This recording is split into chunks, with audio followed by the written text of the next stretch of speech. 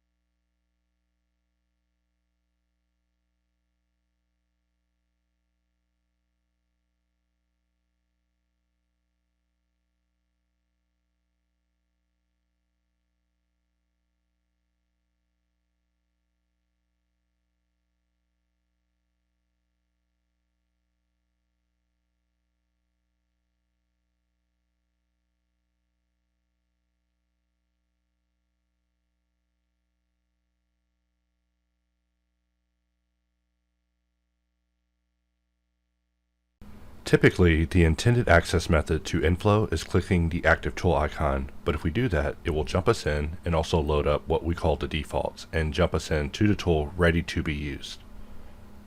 Alternative to that, if we open the N panel, we have the option to basically enter through what I call the back door. So by entering this way, we can actually exit tour mode and then create a new preset by clicking it, and then basically uncheck this button that enables every prop, and then we can just add a prop without everything checked. From here we can actually change everything over to full, and this is kind of how I work with nFlow. This isn't the intended way to work with it. I just look at it as an alternative way for me to do my testing and development related stuff when it comes to nFlow. But whenever it comes to you, the user, more than likely you'll just click the icon in the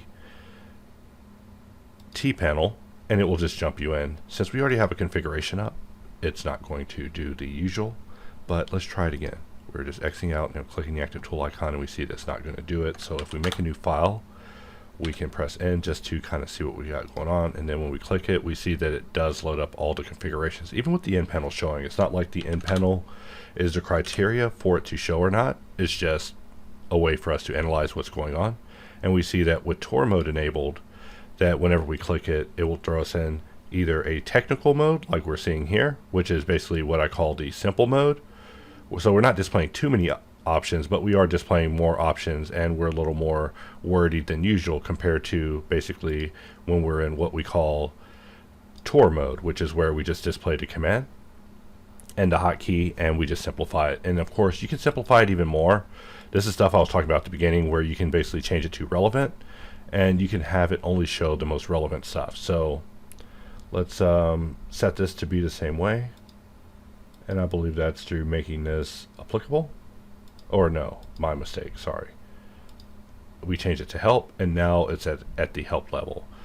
And we see that we can also press Control Shift and it will display the options pertaining to that. So we can also go in here and change this to something like modifiers, and now we have this also able to change according to the modifier keys that we press. So basically if I press Shift, we see what's happening for Shift. If we press Control, we see what's happening for Control, and same with Alt. And Alt is pretty empty. We have nothing going on with Alt. So without further ado, let's get in and just begin using it. So I'm going to press Control 4, and we're just subdividing this to the 4th level. So because of our configuration, we have control clicking to add a point, and we're just placing points. And we also have suggest polygon under Shift. If I hold Shift, it'll narrow it down so we can see it a lot easier. We see that Shift is right here versus over here where it's a little harder to find in a list, but it's right here. And suggest polygon does just that. It suggests a polygon whenever you're looking at a bunch of points. So really very basic.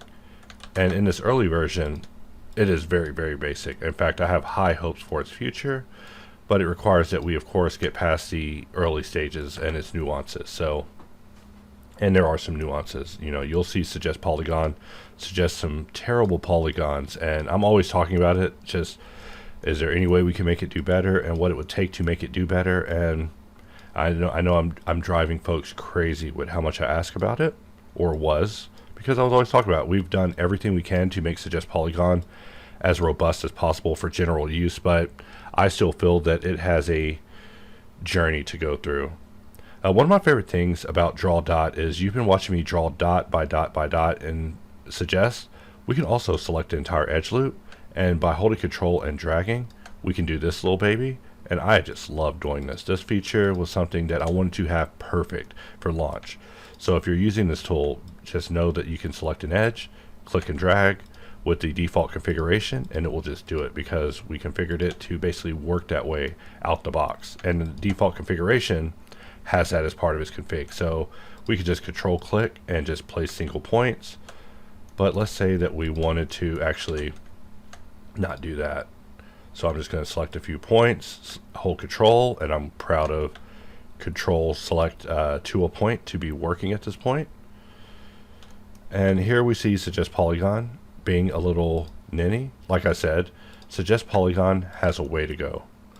But the other tools are able to compensate. For example, in this configuration, we see that we have curve stretch under control and right click. And if we use mirror curve stretch, we're basically using mirror tools, which is already installed on my system. And we're able to basically grab this large curve and actually make adjustments to this shape in a large manner. So we didn't want to leave all options off the table. We wanted to demonstrate, even in our default configurations, that we're able to connect with other tools and you're able to use them kind of in your own workflows to be creative. So really, I'm showing it with Blender operations just because I'm trying to show it in an open-ended fashion, but you can really plug up everyone to this, like everyone except box cutter, but pretty much everyone else you can plug them up, and it's so nice to plug them up. So we're just going to slide this, press shift, and now it's actually snapping to the surface, because using mirror tools is going to allow us to move it, but it's not going to snap it to the surface. And we could go and turn on snapping and start messing with face project, but snapping is already inherently built into our operation. So if you're using something that's like an nFlow operation, like extrude, then it's already going to be snapping to the surface according to the snapping settings up here under the shrink wrap area. In fact, I say snapping, what I actually mean is shrink wrap. That way we're able to basically perform an extrude while not looking at the side and still have the geometry conform to the mesh, because normally these sort of things would just be oversights and just be weird bugs that you would experience and not even understand why they're happening. But the goal of this application or this add-on is to basically recapture the muscle memory that I'd given to other commercial software and allow me to reuse it and modify it and perfect it and take it in a direction that I was never able to over in these other applications that I won't discuss. But our goal is to allow users to recapture these feelings. Like if there's a way that you feel you need to retopo, you should be able to get in here and make that configuration. I shouldn't have to make that configuration. One of the complaints that I got with HardOps back in the day was people not liking when we would change the queue menu. I would change the queue menu, I would change the queue offerings, I would make it offer this, offer that, and people just didn't like that. We want to offer a system where users can make their own configurations, save them, and forever have them, forever recall them, and I will never break them. I will never break your flow, bro. So I know it's a lofty promise. I'm probably going to break it a couple times while we perfect the configuration system, but just know that that is not my intention. My goal is to accentuate the way that you work and allow you to work the way that you have to work, especially in this day and age where, you know, computers are getting a little handy-hurdy. And we see that Suggest Polygon is just giving us the business at that moment. But really, it's just a matter of jumping between world and screen space when it comes to dealing with it, because I look at it and I'm wanting something called super fill face, and this tool is not that. I need to actually design and request super fill face because I want a tool that super fills faces, and Suggest Polygon isn't that. Suggest Polygon is suggesting a polygon, and in that case, Suggest Polygon needs to suggest better polygons. So we're still just kind of having fun with this configuration. I already just showed how Move has merge attached to it, so if we go and we look at this by jumping out of shortcut mode and we jump back into we'll just jump back into Tor, and at least then we can go inside and look at these settings. So we're just looking at Move, which is this one, and then we can look at the settings that are offered for it, and we see that there's not really a lot of options offered for Move. Move just moves. So that means whenever we go into it and we collapse Advance, which is the way it's supposed to be, we see that there's not any options for it. Some options have a lot of options. For example, Suggest Polygon, one of ours, does offer quite a few options just under general use, not even before we get into Advanced, which is something everything shares. But whenever it comes to unique options, some things do have unique options. In fact, you're probably wondering, hey, which of these is nFlow related? Well, we can also go under here and uncheck shorter names, and we see that now it's revealing to us which ones are nFlow. And originally I was going to have the tool like this, where it would display all the things that are nFlow exclusively, but really we want it to all feel cohesive. So having names separated, and it just wasn't going to work. So instead, shorter names is on by default. But if you're trying to be a technical ninny, then perhaps you may want to adjust it. In fact, for move with select, I actually named that move with select manually because I wanted it to just have a specific name to it. But of course, these are things that you're able to change. And you know, whenever it comes to the defaults are something that is a file called defaults. Basically, if you overwrite defaults, you are the defaults. I'm the captain now, sort of thing. But now that we've gone over kind of just the basics of it, let's talk about each of the blocks more in depth by basically making our own configuration. So I'm just going to make a new file, and from here we're just going to start over from scratch. The first of nFlow's blocks we'll be talking about is draw vertice. So let us just convert this into a level 4 subdivision just as an example, and I'm going to uncheck tour mode, and we're going to create a new preset by just clicking it. I'll get rid of the tag and re-add the tag without this check just to make it easier, and we'll jump ourselves over into full mode just so we can get technical with things. So we are going to just choose draw vertices, and we're going to make this map to nothing and control. So now whenever we well, first we got to start the tool, sorry. So now, and also let's not jump into tour mode. Now you see whenever I control click and drag, I'm basically adding a point and moving it around. This is just the basic way that it's used. If we click on this button, it'll open up the advanced options where we can go in and choose the after behavior. The after behavior is really good for demonstrating with this thing. For example, you might notice that whenever I drop a point, it's not selected. To select it, I now have to go in, box select it, and then I can move it around. In fact, I can't even select it because I'm in vert mode. I mean, I'm not in vert mode, I'm in edge mode, sorry. I am in edge mode, so I'm adding a point in edge mode, and this means that basically I can't even see it. I shouldn't even be able to see it because we are in edge mode. That's why we have these points here. Whenever you first enable it, we basically superimpose the points for you just because it would be weird if you added points and you just didn't even know what was happening. Alright, I already know I'm about to over-explain this. I'm thinking about starting this whole chapter over, but instead I'm just going to continue, even though... Sorry guys, I just can't stop over-explaining this stuff because it's part of it. This is stuff that I talked about at length. It was so important to the tool, and frankly, it's going to be important to you too. So we are in edge mode, looking at verts, alright? Just leave it at that. So what we want to do is not be in vert mode, because being in vert mode is possibly not a good idea, right? Because we're adding points in edge mode, all right? So what we want to do is make it where after the operation, we're in vert mode. This means that we can now press B, grab it, and move it around, except we are not in vert mode. So let's double check that again. We're making sure that it drops us off in vert mode.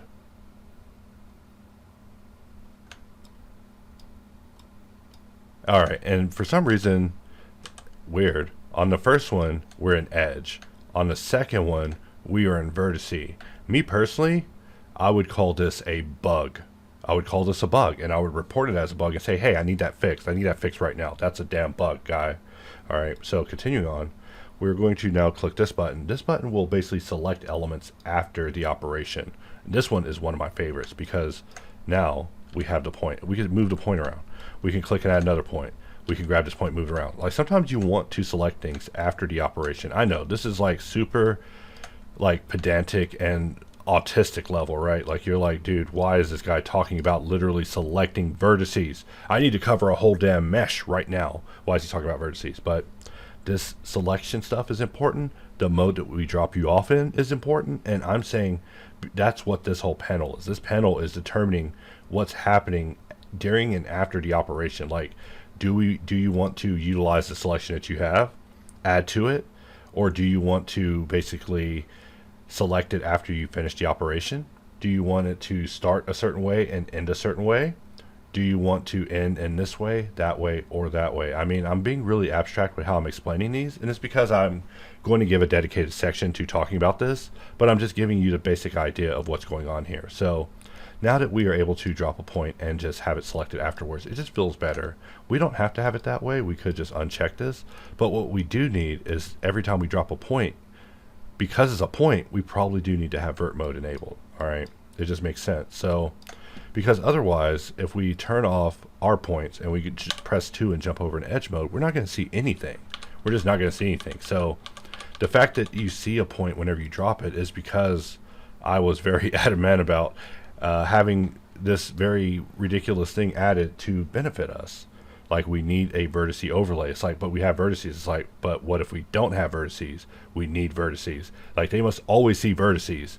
To be a commercial style offering, we got to always show vertices. We can't just say, oh, you didn't click the right option, so you can't see vertices. So sorry, I'm over explaining again. But now that we've talked about draw vertices and what it offers, at least for the basic level, let's bring in the next operator, or bring in the next block. The next block is going to be suggest polygon. It's not next in the list, as you see, but it is pertinent to the operation at hand. So we'll just map this to shift, and we'll map it to nothing. So now when I hold shift, you see that I'm able to basically add a face. But you're like, yo, that's nothing like your configuration. That actually sucks. And I get it. I get what you're saying. Let's look at our options for this. So the moment that you suggest a face, we want you to be able to enable retopology overlay. We want you to be able to say, hey, suggest only quads, tris, or both. We want you to basically have it where you aren't suggesting faces for things that are sunk into the mesh. Like if your verts are hidden inside the mesh, we shouldn't suggest for that if you have this checked. Sometimes it can make things a little weird because topo is a matter of having everything kind of sunk into the mesh a little bit, right? So it can be problematic. And then when it comes to poly prediction, you can choose between screen space and world space, which is what we're doing when we roll the algorithm. If we change this to polygons, we can actually roll potential candidates, and you see that there's like 127 candidates. When this was first added, I was like, wow, I can scroll 127 candidates. But after thinking about it deeper, I was like, wait, there's only one answer, the right answer and the wrong answer. That's it. There's only the right answer and the wrong answer. So we're just getting in here, just painting these faces just real fast, you know, a little, just being funny, but that's how easy it is. We just make it where whenever you suggest a polygon, you enable the retopology overlay. You're suggesting only quads, and when you roll the wheel, it's because, hey, this face you suggested is not the right system. Suggest me a better face. Suggest me a slightly better face. So really, there's two options, the right option and the wrong option. There isn't 128 options. I mean, I requested it, and the moment I requested it, I was at first like, wow, there's 120 options. I was like, wait a minute.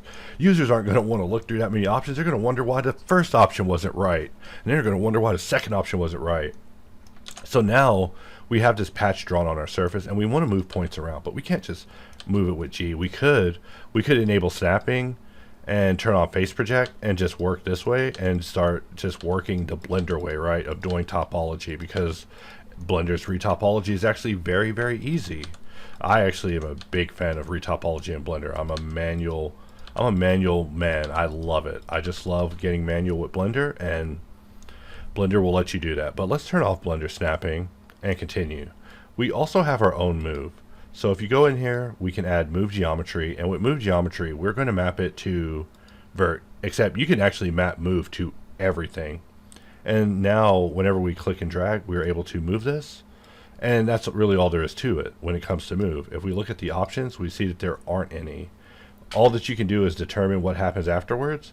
Like, for example, I move this, we see that nothing's selected. Is that weird? Some would say it's weird. Is that better? Is it better to have it selected afterwards?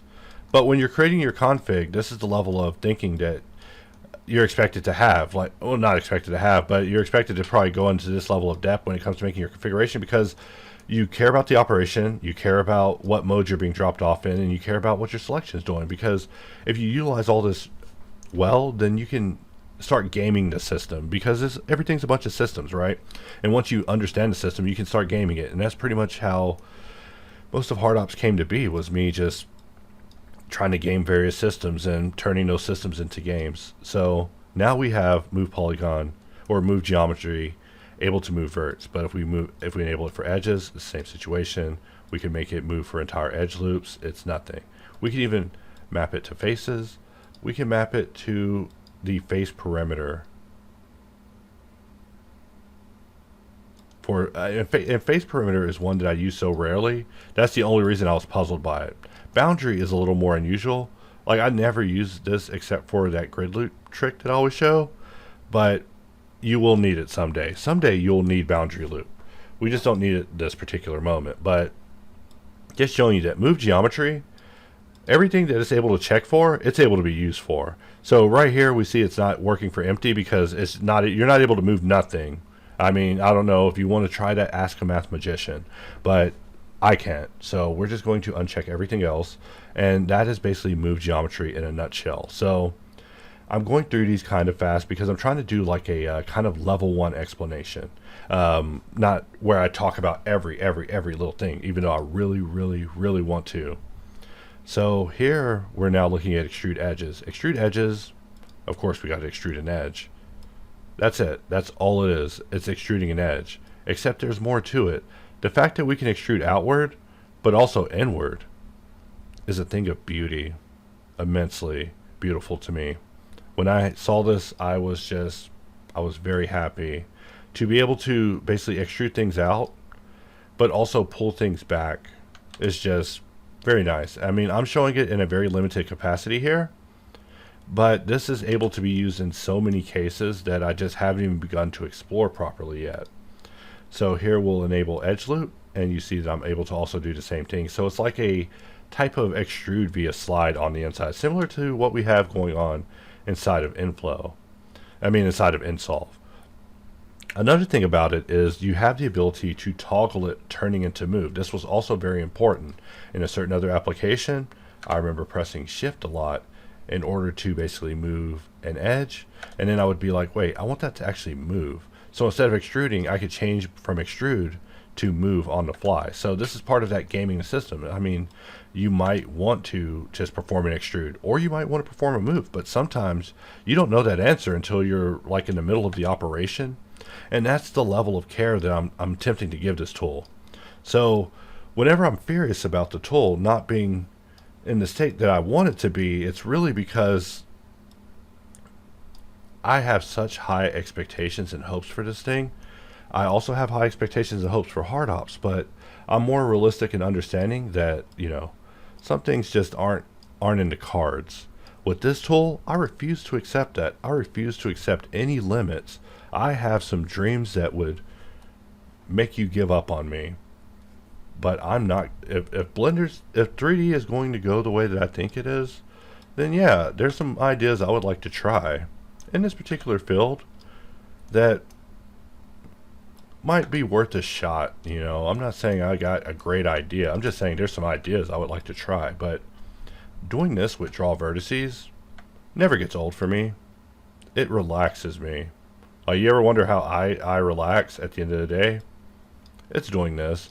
Like, I've retopoed this sphere so many times, and I know you're watching this and thinking, wow, this is not how I would retopo a sphere. And I know, I'm literally trying to do a tool demonstration in a casual way. Like, I was walking around outside wondering, how can I explain this in a way that doesn't scare people away? And that's what I'm trying to do now. I'm trying to talk calmly and say, hey guys, this is nFlow, and this is why it's the fucking shit. Because it is. Like, I know that this is going to be great. It's just right now we only have a couple of blocks, and we're going to keep going over them. So let's add the next block. The next block is relax. Relax. Mwah, beautiful. We barely have to talk about this thing. So for this thing, we can choose whether we want to clean only the inner, the boundary, or all. We're going to set to inner. Inner is basically just clean only the inside, don't mess with the border. And we could also make it shrink wrap to the surface. So if we check this, basically all it does is it sticks the mesh to the surface. That's all it does. It doesn't do any of the relaxing stuff, which is very important, but not right now. Sharp as boundary and seam as boundary means that if you mark something with sharp marks like you would if you're using hard ops, we will not relax that. Also, our default is set to 0.2. Our original default was set to 0.02 because that's reasonable. But I feel like because people have ADHD and they can't handle 0.02, I set it at 0.2 because I want them to see the result. I want them to feel it hard. I was about to say things that would have got me clipped in a negative way, so I won't. But I need users to really feel it. All right. So now we've mapped it to shift. And you see that as I'm clicking and dragging and moving across the surface, that relax is very relaxing. It's relaxing. I love relaxing. In fact, let's color theme our setup. So I'm just going to check the button that makes it turn white. I love that. And we'll just give it something like a, maybe a sad sewer green just for this particular setup. And now we see that everything's basically overridden by our color config at the top. This is one of my favorite features. If you want to use the default preferences that are part of the tool, which I feel the color configuration is a little Fisher Price, like it's like the colors that you would see on like a Tonka Toys packaging, which is also cool, but also I'm trying to go DARPA, and I'm trying to color code. I need my colors to tell me information. That's how weird I am. I need my colors to also tell me things. I need my text to tell me. I need my panels to tell me. I need colors to tell me. I need everything to tell me. So relaxed geometry is so basic. Like, this is really all there is to it.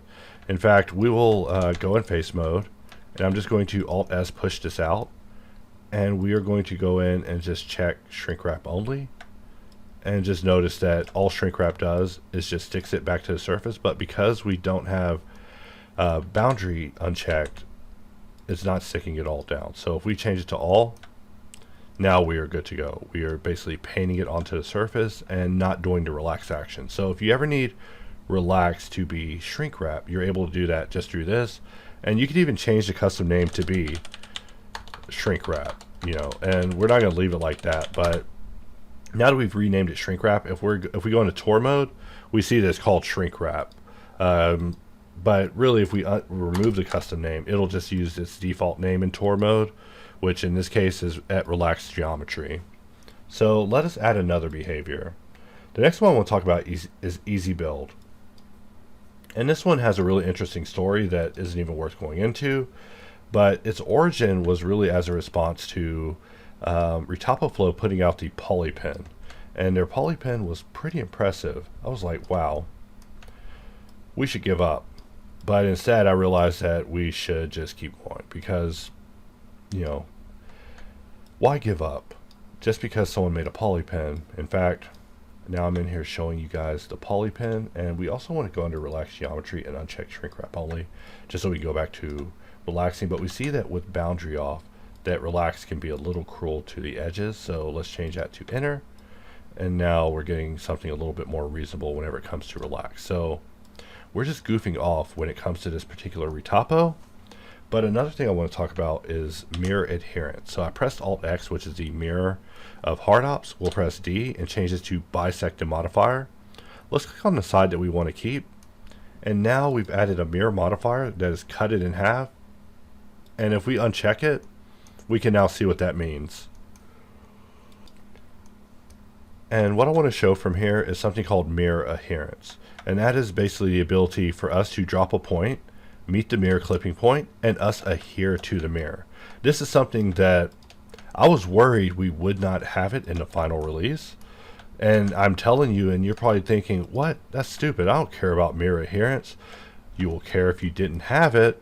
You would definitely care if you didn't have it. And to a person that's programming this, they just see it as a casualty of war. They don't understand that, not having a knife is serious, very serious. Like, the way I would explain it is, guys, I'm going to be a laughing stock if I go out here not able to use a knife to do retopology. People are going to be watching me do topo and struggling and be like, yo, you going to press K or what? They're going to be like, hey, let's see when he presses K.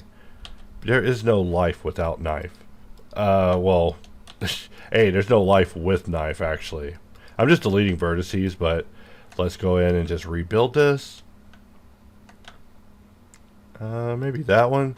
And from here, we probably want to put a loop in the middle and then fill it in. But you see that we're not able to fill it in because when it comes to suggest polygon, we actually set it to map only to quads. If we enable both, we see that now it's actually giving us a closer on it. But this thing is a triangle. What if we wanted to do something about that? What if we wanted to, well, that's the solution, by the way. I was about to show a different tool, but really that's the solution. Let's fill this in. And how do we solve this? We'll never know. Just kidding. Of course we'll know. So another thing I like to do is basically control click edges to add an edge loop. So we'll just go with loop cut, but we're going to use Blender's loop cut for a moment on this. So loop cut slide, and we'll just make that control on an edge. And now we are able to add an edge loop Blender style. And that is great.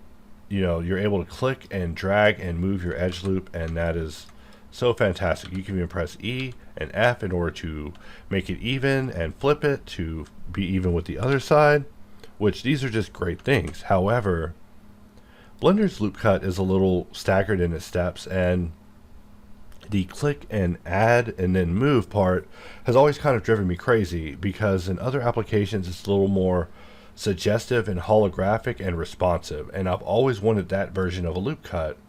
As a result, we have our own loop cut that we will map to control and edge, and we see that now as I just ride the rail, they were able to get a decent result whenever it comes to analyzing our edge. In fact, we can connect this over if we need, but we can't. In fact, they're telling us via red that this is not compatible, but just know that that is a bug between this and the thing above it that's actually mapped to the same thing. They should have an exception for each other, but whenever I was discussing this as an issue, it was pointed out to me that if I were to continue on this road, I will be making a very expansive troubleshooting system for displaying red, and sometimes it's best to reevaluate those decisions and wonder if my time's best spent elsewhere. And that's been the most interesting thing about working on this. It was pointed out so many times, like, hey, you know, you're asking for like a 10,000 line thing. I'm like, oh no, my thought in my head, it was like much smaller. No, I'm not trying to ask for a 10,000 line thing. Let's save that for the things that matter. And so I'm trying to get better at my management capabilities in the way that I request things, because it's very easy for me to say, hey, I just need this thing, and that thing will be the most involved thing ever, and I'm just not even aware that is the most involved system ever. And that's always bad too. So you see that I just added a few edge loops and then I was relaxing, but what I also want you to notice is that I'm able to add an edge loop and slide it without looking at that side. And it's not like this is a big major thing, but it is to me, because Blender just doesn't play that way. You know, usually when you're dealing with snapping, you're dealing with projection, and projection is view based. So it is a luxury that I've gotten used to by now doing it, but it's also something you will have to be getting used to as a luxury. So let's add another one. In fact, while we're still on the topic of loop cut, I don't want to go into too much depth, but sometimes you'll see loop cut cutting across things that it shouldn't, like n-gons. Quads only ensures that our loop cut behaves just like Blender's loop cut, because if you uncheck it, you'll start seeing it like go across n-gons, and it's like, wait, what is this n-gon? What is this loop cut doing? So sometimes you need that, but in terms of retopology, quads only, because we're evaluating the geometry. I don't need it to tell me, hey, I can cut all the way across. I need you to tell me that there's an n-gon there whenever you get called up as a big old scanner. Like, that's what this is. It's a scanner. Or at least to me, when I'm not adding an edge loop, this thing is a scanner to me. And so preview is another one. You could also uncheck that if it's being problematic. As you see, there's no longer a preview, but if I click and drag, I'm able to add a loop. So sometimes you need that. And then auto shrink wrap just makes it where it conforms to the surface when you add it, versus you being able to add things that are not actually conforming to the surface. Sorry, I've been up since very early. Sorry, I'll stop. No more exposition. Next one we'll be talking about will be erase geometry. Erase geometry is very simple. It simply erases. We'll map it to Alt and Face, and you see that. Wait, I mapped it Alt and Face. Let's try mapping. Okay, so I'm able to dissolve it on a vert level, but for some reason I'm not on faces. So if we look at this, it's because we're dissolving and we want to delete. If we change it to delete, then we're able to basically delete these. Now the word two valence verts pertains to a mention in the Blender documentation, but originally I was like, is there a misspelling here? Because I've never seen that word, but it's not. You know, every now and then there's a misspelling. So you see here, I'm able to delete this, but it's not working out right. Let's go ahead and uncheck dissolve, and we see that now we're able to just eat these faces away in the way that you would normally expect when it comes to deletion. In fact, because we have alt enabled for both vert and face, I can just tap on a vert, make it disappear, and also tap on a face and make it disappear. So let's bring our draw points back, suggest some new polys, and you see that we're able to fill it in pretty easily, but we are now in a very bad state. So, I mean, we destroyed most of the mesh is what I mean. The mesh is probably fine. So the next thing I want to talk about is, I was about to talk about extrude again, but we already talked about extrude, sorry. We want to talk about select. Select is just select, that's all it is. If we enable it for vert and we get rid of this one for a moment, that's all it does. If we enable it for edge, and what is interfering with edge?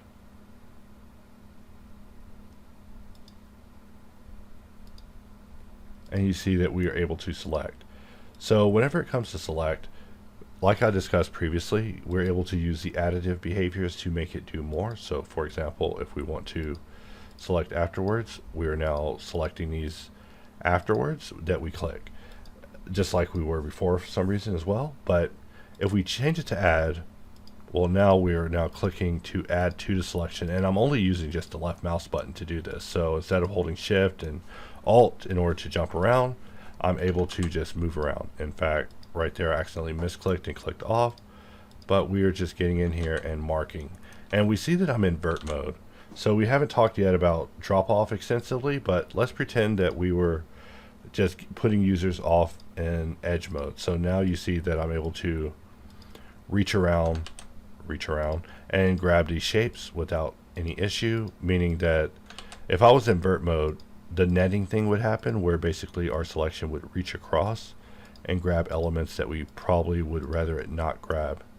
Instead, we're able to reach in between and create our own path exactly the way we want to, just in this particular example.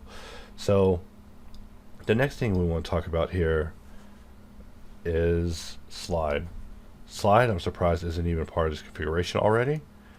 But whenever we go to slide, we want to first enable it and maybe put that on shift. And that's all that slide does. In fact, nFlow, sliding edges, that's it. I actually want to be able to do a lot more. I want slide to just be slide. So we need to be able to slide vertices, but you see that this is actually nFlow's slide edges. So that's all it's able to do at this time. In fact, the only option we have for it is allow auto shrink wrapping, but there is more to it though. Let's say you did want to slide verts in addition to sliding edges. Well, let us go ahead and use Blender slide. So we're just going to search for Blender slide, transform vert slide, shift, vertice. And now we are using Blender slide, and then we are using nFlow slide at the same time. Just very easy to use these things together at the same time, depending on how you have things set up. So our goal definitely isn't to exclude anyone. In fact, the goal of this tool is to be very inclusive. I mean, maybe not Paris Olympics inclusive, but definitely inclusive on a level that users will definitely be glad that they got this particular tool, and they'll see how it departs a little bit in ideology from some of our other attempts, especially as time goes on. So I do need to move this, but in order to move it, I just need to re-enable move. And I'm just looking at this thinking, how am I going to solve this? Maybe not like that. We'll draw it up like so.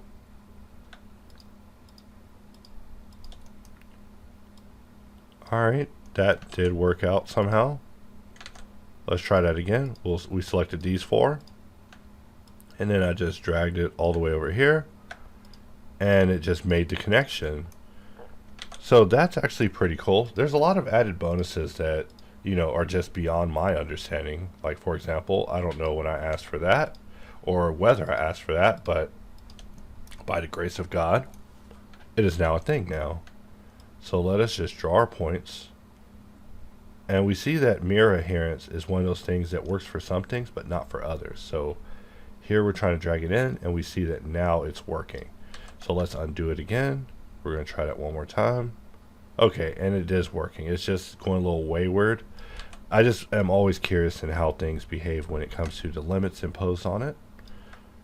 But it looks like we are actually doing good here. I'm just rolling the wheel to change my algorithm whenever it doesn't work out between world space and screen space. But I can assure you that they are both very different. And one day, there will just be one option and it will just do it all.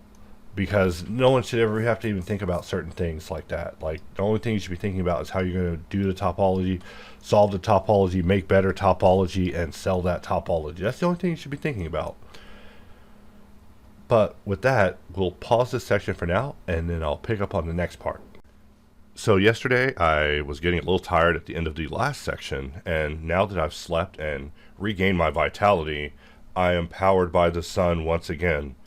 Even though there is no sun, but we are now able to get back in here and continue on with our demo, you know, playing with extrude edges, using easy build, and also adding loops, which I just love. In fact, easy build is our form of the polypen, to pick up from where we left off. So right here, we see that we're suggesting triangles, and for this reason, this is why I prefer to have suggest polygon only suggest quads, because if you allow it to suggest triangles, it will suggest way too many triangles in my opinion. In fact, let's try that again, and we didn't even fill in the right face, so it jumping to strange faces is a decision I just don't like. But I do tend to ask for a lot of things, and a lot of things with intensity, so suggest polygon will be one of those works in progress, but one day it will be absolutely perfect. I assure you that. Because its final form has to, you know, only suggest good ideas. It's like last point in box cutter. The idea was kind of derived off of that, at least for how it should behave. Like, it should only offer either the right choice or the wrong choice, not a million choices, all the possibilities of the universe. So we talked about how we can have slide edges just map to our version of slide edges. However, I do feel that in the future this will upgrade to just slide and be just contextually based.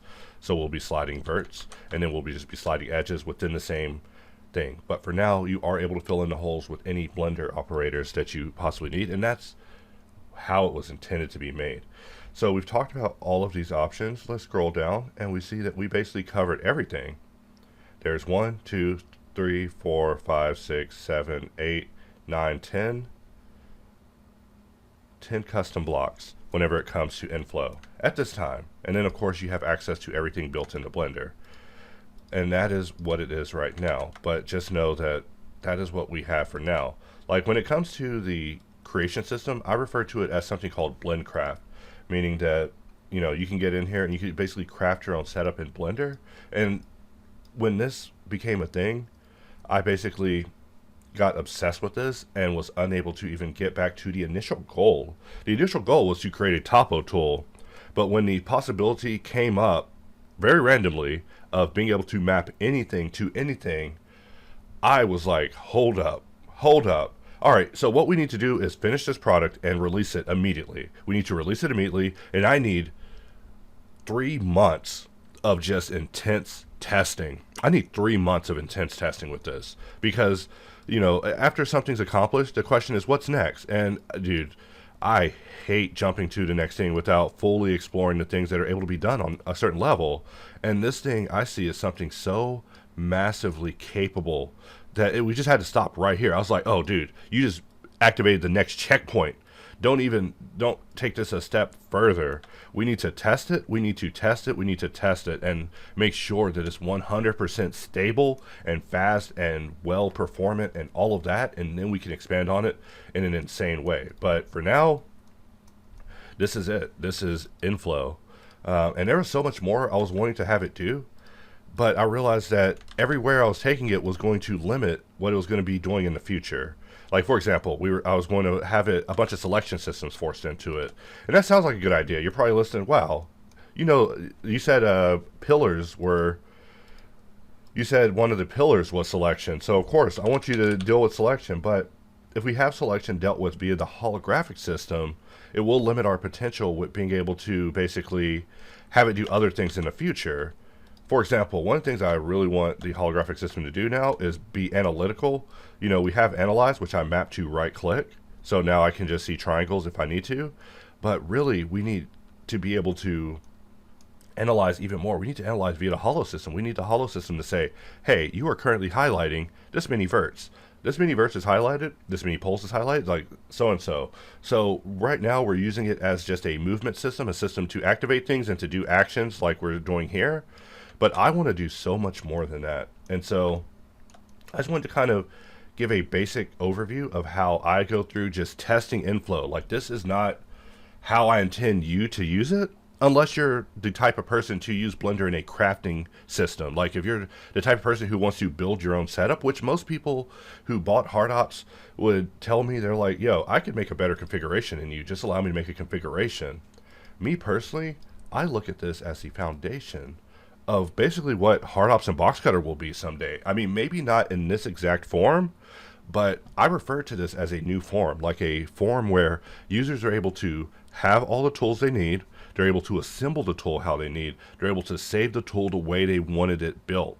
And then from there, export it, reuse it, share it with each other, or whatever the case is, and have it forever. So you can say, yes, I would like to use nFlow, my version of nFlow, as it was configured in version 001. So over time, we want the system to be super stable, but we want to offer configurations in the future and continue expanding on the configurations, because we'll just call this just RT test. And that is just our retopo test. One of the things I also love to do is copy a config, and then I will just make a new file without even saving. I'll just make a new file, and then we'll just go in the end panel, and instead of jumping in through tour mode, we'll uncheck that. And now we see that there's an option for paste preset. So because we're in pro mode, we have an option to paste our preset. We just pasted our preset we made. If we jump back into RT test mode and activate nFlow, we're now able to do everything that we just did, but we just copied it and brought it over to another file. And we can do the exact same thing where we are getting in here, extruding, and now you can see just basically how I created the defaults. I mean, I didn't create them in 40 minutes. I agonized over them for weeks because I'm a mental idiot, but still, I agonize over them even now. Like, really, my dream is that a user comes back and they're like, yo, check out these defaults I made. In fact, I have videos where I'm testing other people's config, and we see that possibly having delete or yeet is a little intense. And so now we can alt-click and select that, and I'm just going to drag a loop around. And I just will never get tired of doing that. The only thing I'm tired of is it not being even better. Like, I see the path that this must go, and I saw that I'm about to open a whole new can of invoice on this person. So instead of opening a can of invoice, I would like to plan it out. I want the users to tell me, hey, this would be cool, this would be cool, this would be cool, this would be cool, this would be cool. Literally blow my mind. Let me know what you need professionally to be a professional, to professionally get this done, to do the job. Let me know what you need, and let's make it happen. Because our goal is to solve topology, but our goal is to really solve topology. So when I showed the tool on the bot leg, that is not the purpose of the tool. The tool's purpose is retopology.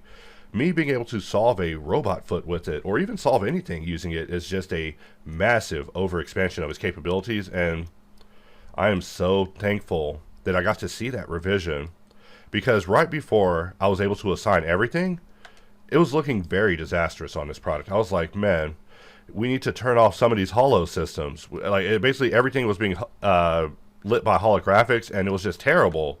And that drove me crazy. I was like, dude, this tool is looking like a disaster. Maybe I suggested a stupid idea, and we've spent and lost a whole bunch of money on something that, isn't going to completely make sense. But the moment it was put on a switch, game over. And we see how some of these suggestions are suggesting deep inside the mesh. Let us get out of this mode and go under suggest, and we're going to enable the ignore occluded verts and go back into tour mode. Let's try it again.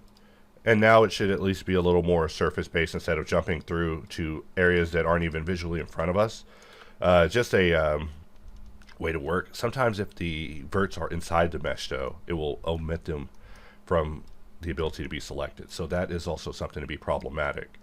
So with that, we've basically have demonstrated how we're able to create a config, bring it over to another file, and it'll even keep our color configuration. If we want to make this something pink or blue dabba-dee, we can, but now we have it over here and we're able to copy and paste it. So if you wanted to save it, that's where the rest of these options come in. You can export your config and save it. As I said, if you overwrite the defaults, this will be your default configuration. I would recommend saving it next to the defaults. Come on, why are you going to overwrite me? Don't overwrite me, bro. And as I say that, you're going to overwrite me. You're going to overwrite me, aren't you? Bam, I just been overwritten. I'm nothing. I'm nothing now. You overwrote me. No, I'm kidding. But let us go ahead and just do that. But I'll need to get my path first so you don't see me navigating my computer like an idiot. And I'm not afraid to navigate around my computer. I'm not going to have a Wings of Redemption page 5 saga. We are just going to click on export and we will just scroll down, choose config, and from here we'll just call this demo talk. That's all it is, demo talk. Now you'll notice that the file extension is .ntx, and that is because ntx was supposed to be one of the modules of nSolve.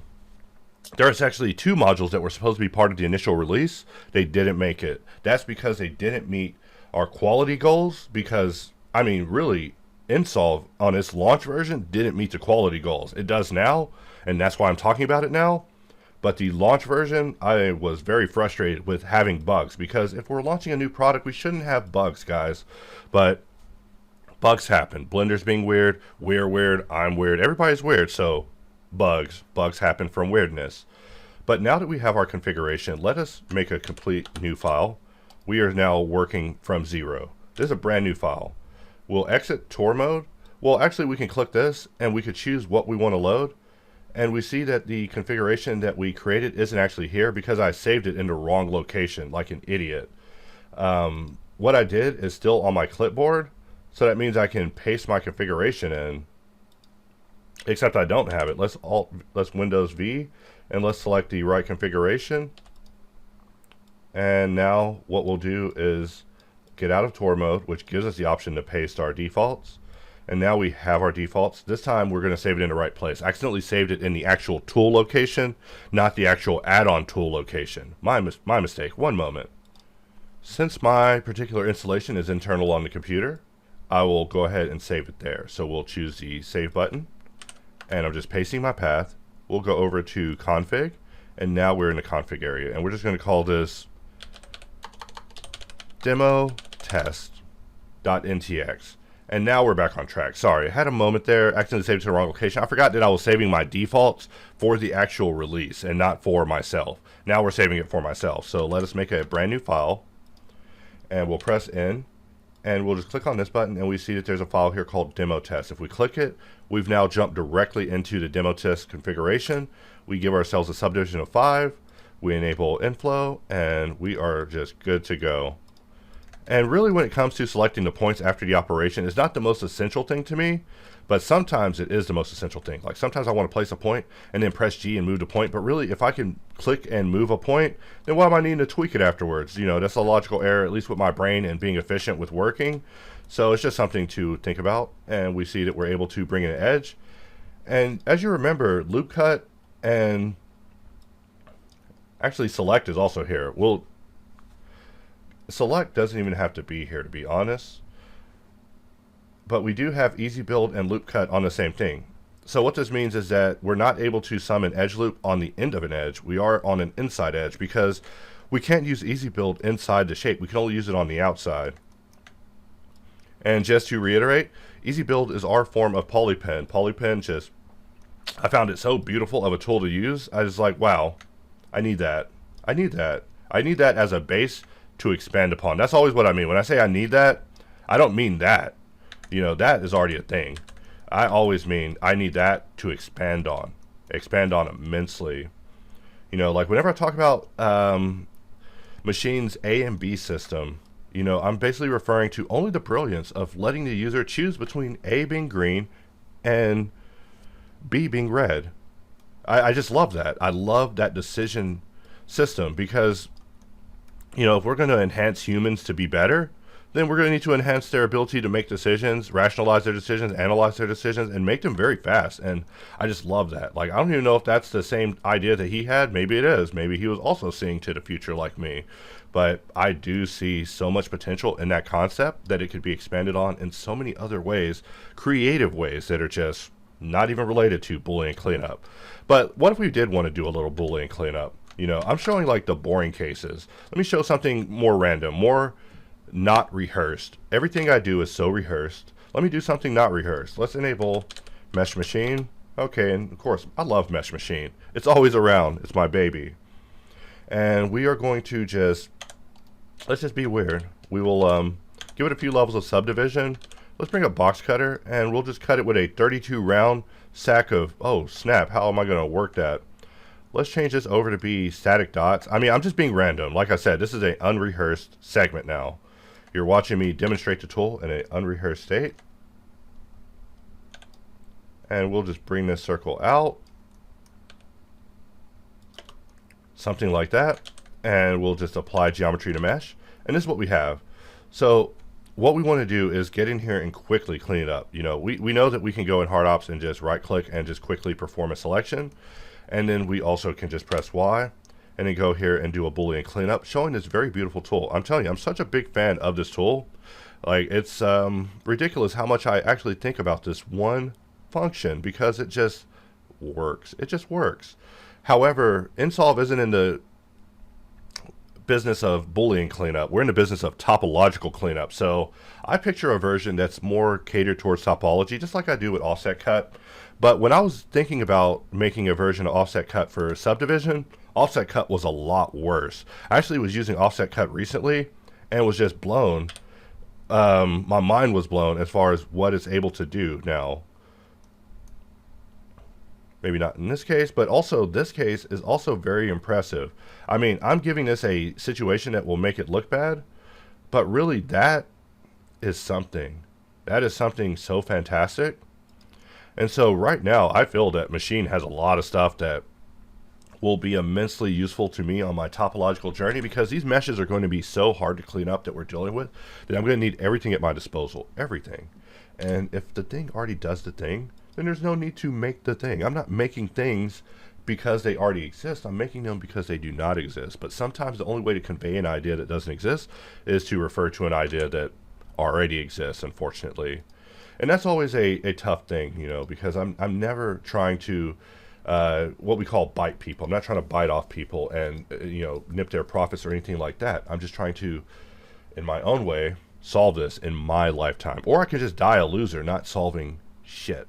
And I don't like that. I do want to solve things. I want to solve everything. I see so many problems to solve now that it's like driven me crazy. So I'm going to jump over to nSolve, and we're just going to control right click. Let's try it again. Control right click in order to do a smart select, and we'll take that and paste it in as the first command. And we're just goofing off, guys. This video's over. You can tune out, go watch Bridgerton or House of the Dragon or whatever you're watching, but we'll map this to just edge, and let's just try it out. And maybe we want the F9 associated with it too, because we are just not getting a good selection. That's because we've already done a bit of merge action here. Like, it was working when it was working with Ngon. It was a lot easier, but now that we started cleaning it up, the selection is harder for us to get back. Something I never really noticed, but now I do see. Let's press Y, and we're going to copy Boolean cleanup, and let's also add this into our configuration. And we want Boolean cleanup, and we'll map that to basically control and, you know, why not control edge. And we see that the moment I did that, the selection jumped to the thing that I selected. So basically, you could have the hollow system select the whole loop, but I don't think that that's needed. I think basically if we just choose add, now you see that we're able to just quickly go in and just do Boolean cleanup. I mean, really, this action now is just me, select loop, boom, and it's over. Is that faster? To me it is. It definitely feels a little bit better on the hand.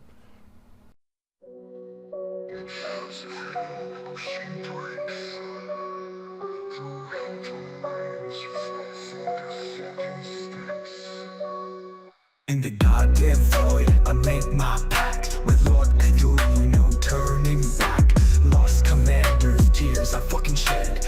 Legions fade, my heart bled. Dark deal sealed, eyes aglow. Afterlife's fate to Cthulhu I bestow. Rule and trust my dark and vast. Minds fucking fall, shadows cast. Gravitational snaps, souls disperse. Merciless rain, universes curse. Rule and throne, dark and grand. Solving sweet in her fucking hand. nFlow waits, chaos bright. Through force of and draw endless night. Dark and grand, insolvent sweet in her fucking hand. nFlow waits, chaos bright. Free forts of and draw endless celestial gates. I fucking sit and wait. Hyper solving puzzles, sealing fate. Bodies pile, shadows sway. Darkness grows, night and day. Why defend this heaven's gate? Seeking more beyond this fate. Cthulhu's word, deal is fucking struck. Afterlife's lost, out of luck. Summon the dead, raise the fallen. Army grows, through Helter's fucking gall. Manipulate, humanity fucking turns. Against the rain, fire burns. Satan's cries, petulant boy. Lost commanders, lost his joy. Legions fade, sorrow's fucking song. Darkness deep, shadows long. I'm telling ya, I sweat in here. Wish I was swimming with the fishes clear. This thing's got power, I can't forget. Hope she don't see me fudging about it. Rule and trust my dark and fast. Bodies fucking fall, shadows cast. Gravitational snaps, souls disperse. Merciless rain, universes curse. Rule and throne, dark and grand. Solving sweet in her fucking hand. nFlow waits, chaos bright. Through throats of and draw endless night. Petulant tears, commanders fucking gone. Irony strikes, cursed throng. Desperate plot, assassinate. Through Heldra's reign, seal her fate. Manipulate, shadows fucking scheme. Endless night, twisted dream. Melting Marines, final stand. Against Through Heldra, dark command. Satan cries, legions wane. Darkness spreads, endless pain. I'm shaking here, sweating bullets. This ain't no wise guy's dullest. I'm telling ya, I'm out of luck. Wish I was out, fudge it about it. Rule and trust my dark and fast. Bodies fucking fall, shadows cast. Gravitational snaps, souls disperse. Merciless rain, universes curse. Rule and throne, dark and grand. Solving sweet in her fucking hand. nFlow waits, chaos bright. Through souls of and draw endless night. Idle moments, puzzles fucking solve. Seeking greatness, mysteries evolve. nSolve's pulsars, dark and sad. Endless night, driving me mad. Why defend this futile gate? Seeking power, sealing fate. Come to me, let me solve your plight. In my embrace, you'll feel the night. Gravitational snaps, shadows twist. Solving you is my darkest tryst.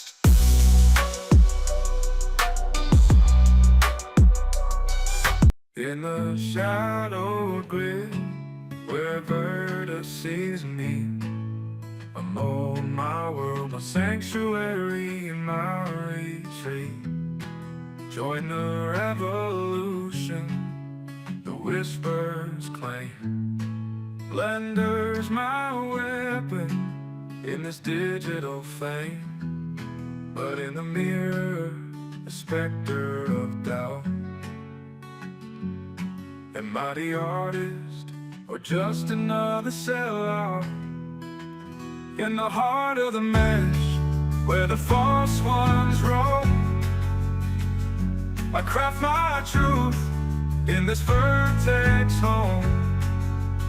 Shift A, G, and Z, they say, but I see through the lies under this digital sky. My authentic self will rise.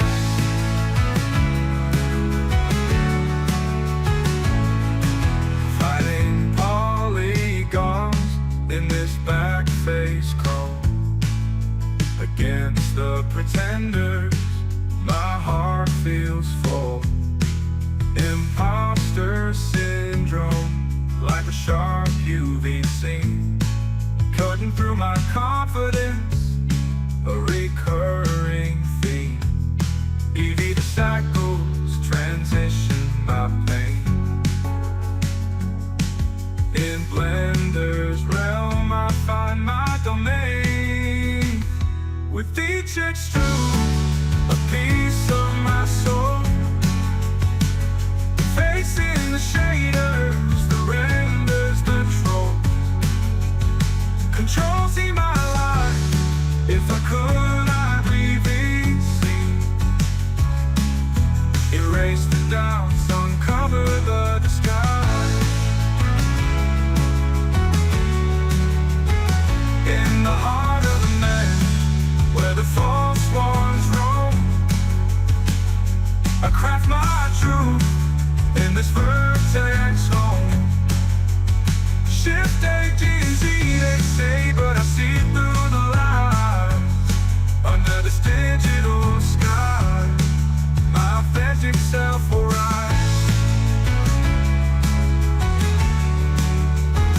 As the viewport clear and my scene set right, Blender by my side in the soft glow.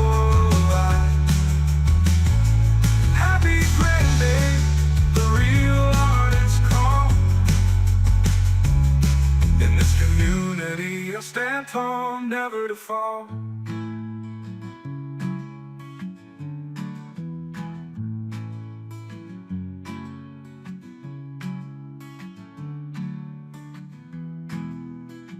As the viewport clears and my scene set right, blended by my side in the soft glow of light. Happy blending, the real artist call. In this community, I stand tall, never to fall.